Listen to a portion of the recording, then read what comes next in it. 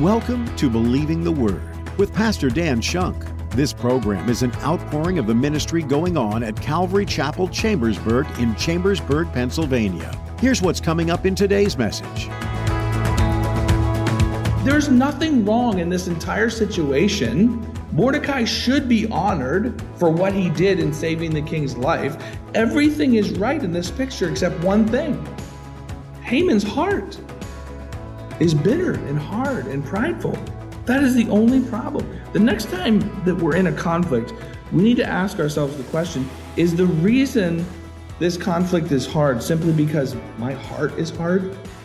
That's the only problem. That's the only thing causing conflict for Haman right now, is his own hard heart.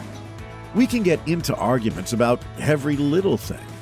It can be easy to point the finger at others and not think about how we may be the issue. In today's message, Pastor Dan says when we're in an argument, we have to make sure that our own hearts aren't the thing keeping the argument from coming to an end.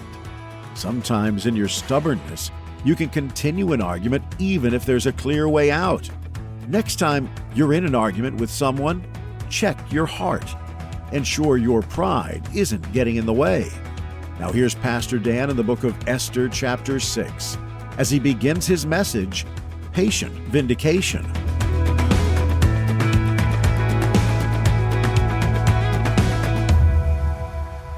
We're picking up in Esther chapter 6, but when we were in Esther chapter 1, 2, and 3, we saw how God really used those chapters to set the stage for Esther and Mordecai to come on the scene and fulfill God's plan in their life. In some ways, the stories in chapters 1 and 2, in some ways seem to be not even needed. Like, why do we need this backstory of the king getting rid of the former queen and bringing in Esther? In some ways, it seemed like we don't even need it. But we talked a lot in those chapters about how that was God setting the stage for all of the things to come. God's always working in our lives, whether we remember it, whether we see it, whether we think about it or not. He's constantly bringing things into our lives. He's also constantly bringing things out of our life to align our lives so that we're in just the places that he needs us to be. So we have all of the opportunities to serve him that he wants us to have. And that's what really we saw in chapters 1, 2, and 3. And then in chapter 3 is when Haman, evil Haman, who was so bent-nosed at Mordecai the Jew that he decided he's going to exterminate all of the Jews. And so he used his position as the right-hand man of King Xerxes to get the king to pass this law to exterminate all the Jews throughout the whole land without the king even really knowing about it. He just trusted Haman's judgment on what he had in mind. And then last time we were together in Esther chapter 4 and 5, we talked about how Mordecai and Esther had to get together and they had to talk about Haman's plan to wipe out the Jews. And remember, at this point, the king doesn't even know that his queen Esther is Jewish. He doesn't know that. And so he's going to find that out very soon in our story. Mordecai convinces Esther in chapter 4 to go in before the king, put her life on the line, and go in before the king and ask for this law to change. And so she did that. In chapter 4, she went before the king very bravely. We talked a lot about her bravery or courage or boldness to do that. And she didn't want to ask the king this request in front of the king's inner court that she went into. So she asked the king to have a banquet, to come to a banquet, to have the king and Haman come to this banquet. And we saw that there in chapter 4. But even at the banquet, when she was going to tell the king that Haman had this plot to wipe out all of the Jews, which is her people, she kind of shied away and she didn't do it. She didn't say to the king, well, here's the plan that Haman has. He's trying to kill all of my people and me.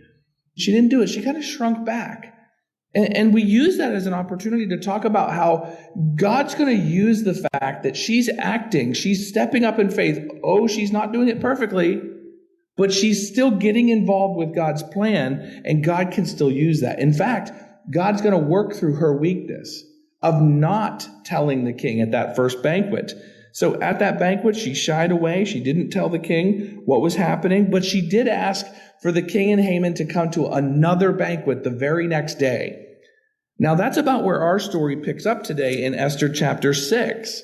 Because we saw in chapter 5, at the end of that first banquet, Haman left the banquet with the king and the queen. He was just all giddy and excited. Oh, I'm just awesome. And he went home bragging about how great his life was. The interesting thing I think about that part of the story, when Haman goes home and starts bragging about how great his life is, and, I was invited to a banquet with the king and the queen, I'm just so amazing, is he was bragging about how wonderful things was, but he still found time to complain about how miserable it was that Mordecai the Jew wouldn't bow to him.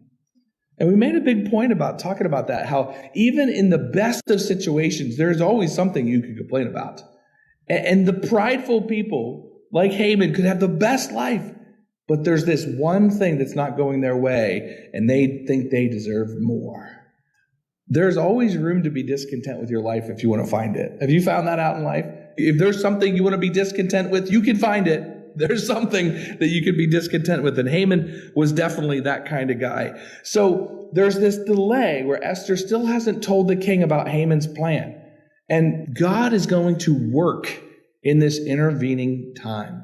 So as chapter 5 ended, they've already had the first banquet. They go home for the night, but they're planning to come back for a second banquet. We pick it up right here in chapter 6, verse 1. And this is going to be, finally, God's vindication of his people. He's finally going to vindicate his people, and he's going to get them out of this trouble that Haman has been creating. God has always been working, and now we're finally going to see it in the story. It doesn't seem like we've seen God doing anything publicly. He's just been working behind the scenes, and now today it finally comes out. So we're going to see today 3 facets of this patient waiting for God to come through and vindicate his people in this story, chapter 6 and chapter 7. Chapter 6, the first thing I want to show you here, the first kind of facet of this vindication, we see it through Mordecai. And it is this, that God exalts the humble in due time. This whole time, Mordecai has just been on the outside looking in. He's been this godly man just doing what's right. Oh, he's got a position as a judge. He kind of works for the government, but he's always been spat upon by Haman and looked down by others. And finally, today, we see this vindication. Remember this Mordecai. This Mordecai is the one that warned the king of an assassination plot against his life. And the king survived the assassination plot because Mordecai warned him.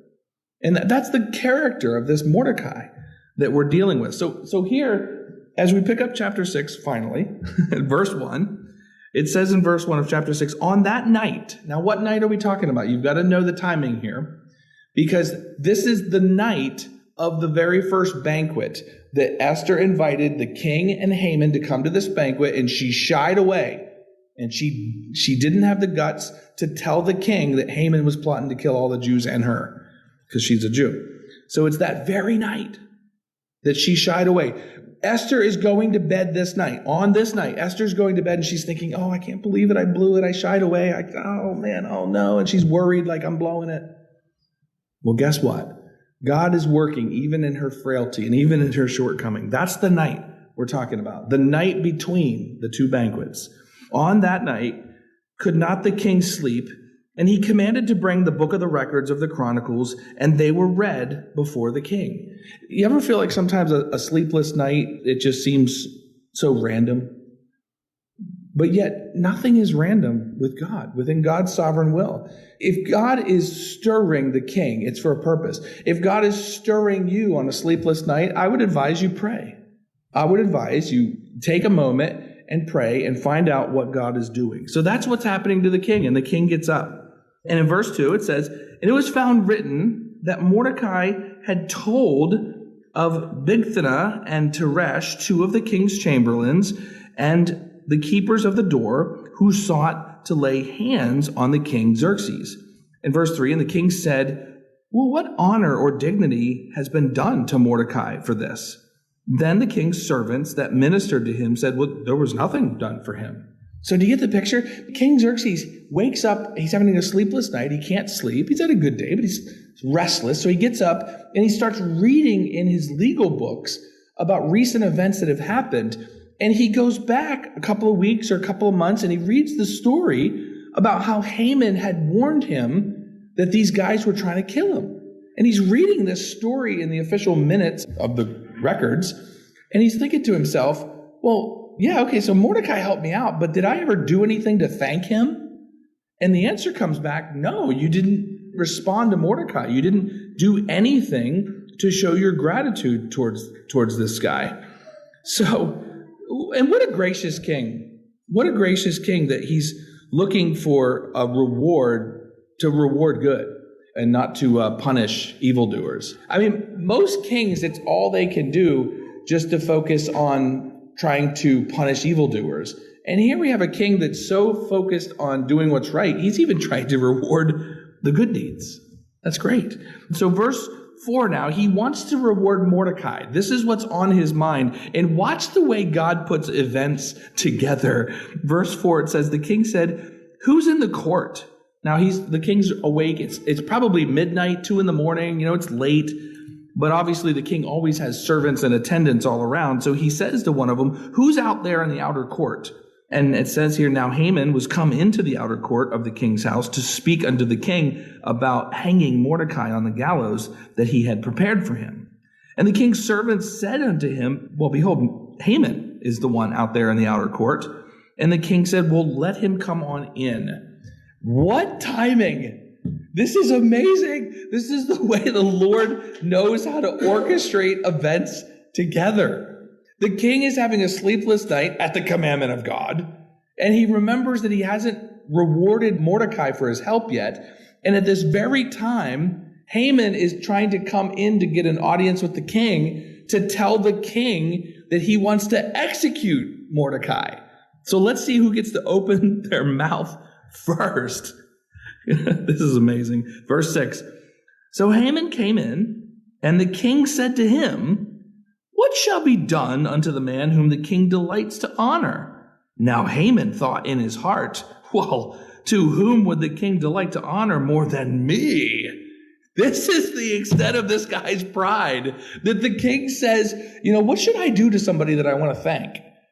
And Haman immediately thinks, he must be talking about me. I'm the only awesome person around here. What? I mean, have you ever heard of the expression ingrown eyeballs? This guy has the biggest case of ingrown eyeballs that I have ever seen. All he can see is himself and how awesome he is. And so the king wants to thank somebody, and immediately Haman thinks, oh, it must be me. There's a verse from 1 Peter, I think, that really stands out in this case.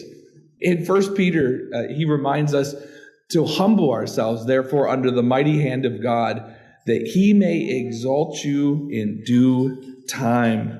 And so this is the case for Mordecai. Mordecai is going to get exalted, and Haman is the one that's going to get humbled. So verse 7 here, we pick it up, and it says, Haman answered the king, for the man in whom the king delights to honor, let the royal apparel be brought, in verse 8, which the king used to wear, and the horse that the king rides on, and the crown royal, which is set upon his head. And let this apparel and the horse be delivered into the hand of one of the king's most noble princes, that they may array this man with all of this, whom the king delights to honor, and bring him on horseback throughout the street of the city, and proclaim before him, thus shall it be done to the man whom the king delights to honor.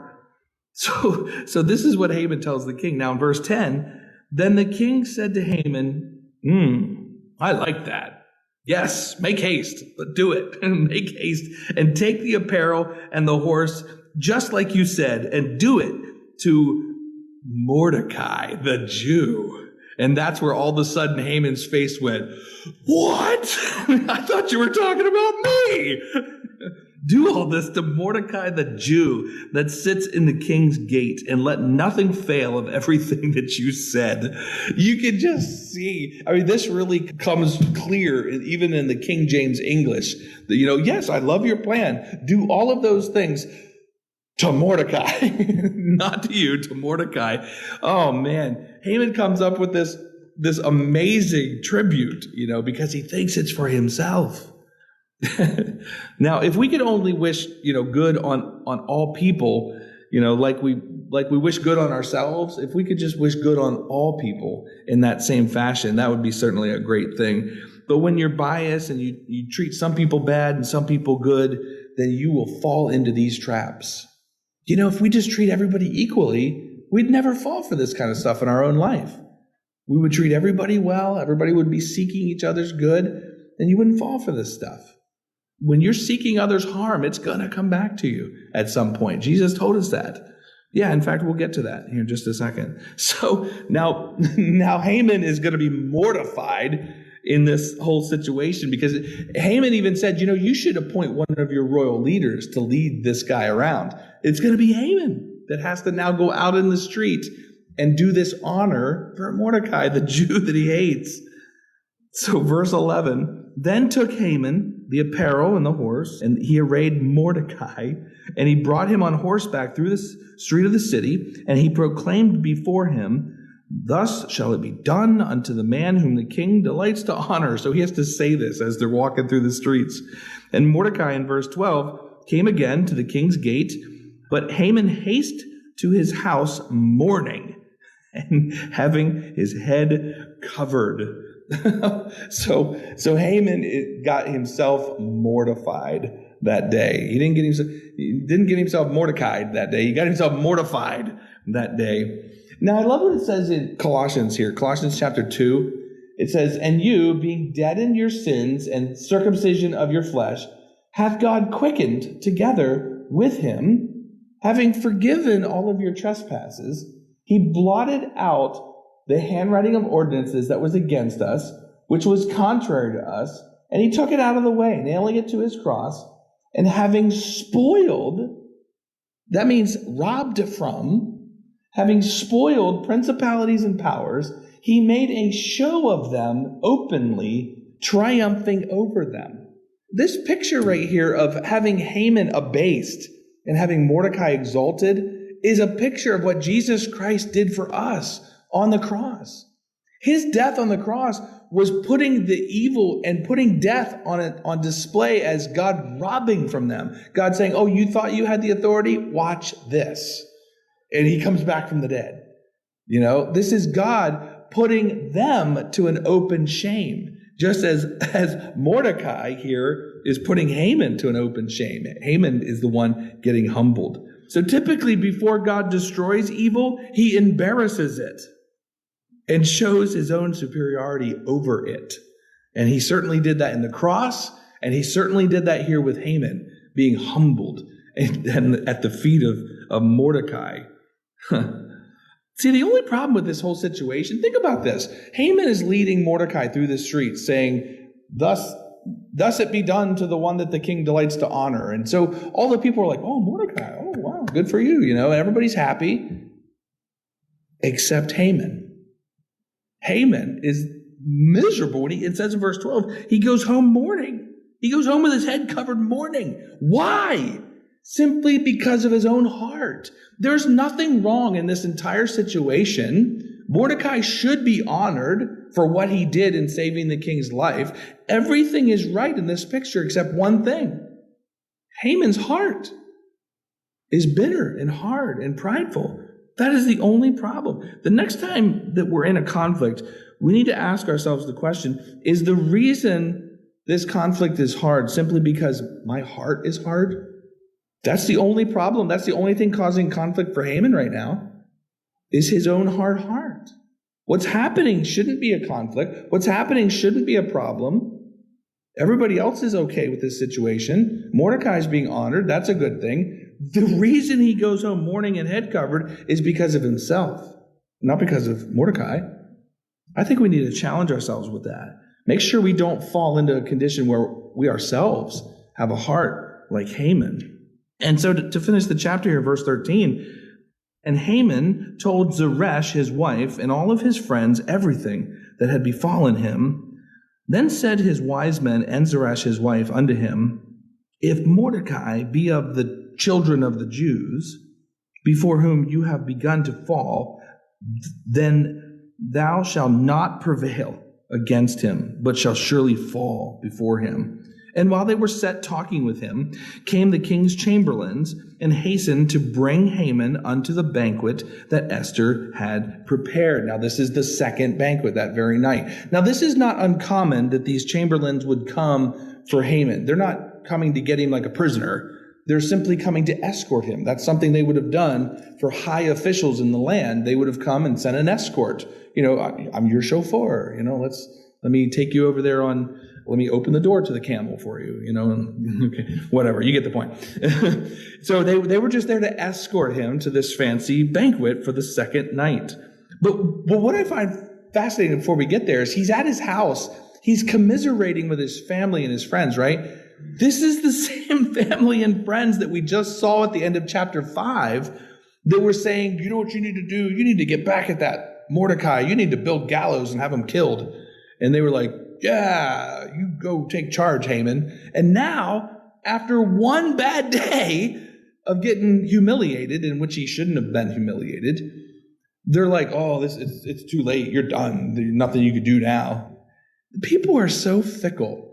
With every happening of life, people are like, this is the best day ever. This is the worst day ever. And the next day, this is the best day ever. People are just all over the board. And we see that so often with unbelievers in the scripture, like Haman's wife and his friends right here. They live by the circumstances and the happenings of life, and you will be all over the place. Your life will be rocked. But instead, we need to be clinging to the rock, which is Christ. And don't let that take us too high or too low.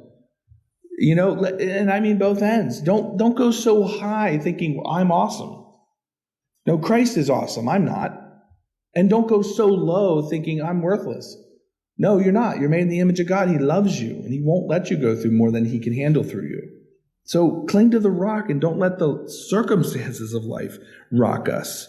So as Christians, we live by the truth, regardless of circumstances. And you always see unbelievers in the scripture, especially like Haman's family and friends here, just up and down, constantly all over the place, so fickle. And so now they think he's going to die. So now finally, chapter 7, we get to the banquet, the second banquet. And this is where Esther will finally reveal that Haman has passed this law in the king's name to have all of the Jews killed. And the king doesn't even know she's Jewish at this point. So the first facet of this vindication of the Jews we saw was Mordecai being exalted. Okay, finally, in due time. But the second facet, as chapter 7 opens up, that I want you to look at, is the idea that, as we'll see it through Esther, is that the truth will always come out. It might take time. It might seem like nobody believes you. Nobody believes Esther. Oh, this is what Haman's really trying to do. But it might take time, but the truth will always come out. It will be revealed, and that happens finally here in chapter 7. Verse 1, so the king and Haman, they came to the banquet with Esther, the queen. This is the second banquet, the second night. And the king said again unto Esther on the second day at the banquet of wine, what is your petition, Queen Esther? And it will be granted to you. And what is your request? And it shall be performed even up to half of my kingdom. That's just a common expression. We saw that before. He's basically saying, I'll give you as much as I can give you, but I can't give you my throne, is the idea. So for his love for his queen, he's ready to help. This is his posture. He's has a lot of favorable qualities as we read about Xerxes, and he's ready to help her. In verse 3, then Esther, the queen, she answered, and she said, if I have found favor in your sight, O king, and if it please the king, let my life be given me at my petition, and my people at my request. You've been listening to Believing the Word with Pastor Dan Shunk. Today, Pastor Dan has been teaching from the Old Testament book of Esther. The story of Esther is a powerful reminder of God's providence and his ability to work through ordinary people to accomplish extraordinary purposes. Though God's name is never mentioned in the book, his presence is woven throughout every event, from Esther's rise to being queen, to her courageous decision to approach the king and save her people. Esther shows us the importance of faith and boldness, trusting that God is always at work behind the scenes, even when we can't see him. Her story reminds us that no matter how uncertain or dangerous the situation, God's plans will always prevail, and He invites us to be part of His redemptive work. If today's teaching encouraged you, visit us online at cchambersburg.org to hear more messages like this. Under the Media tab, you'll find an archive of teachings, or you can download our app for easy access to sermons and updates wherever you are. You can also learn more about Calvary Chapel Chambersburg, located in Chambersburg, Pennsylvania. If you're in the area, we'd love to have you join us for worship and fellowship. Service times and directions can be found on our website at cchambersburg.org. That's all the time we have for today. Thank you so much for joining us, and be sure to tune in next time for more valuable insights and biblical truths from the book of Esther. This has been Believing the Word with Pastor Dan Shunk.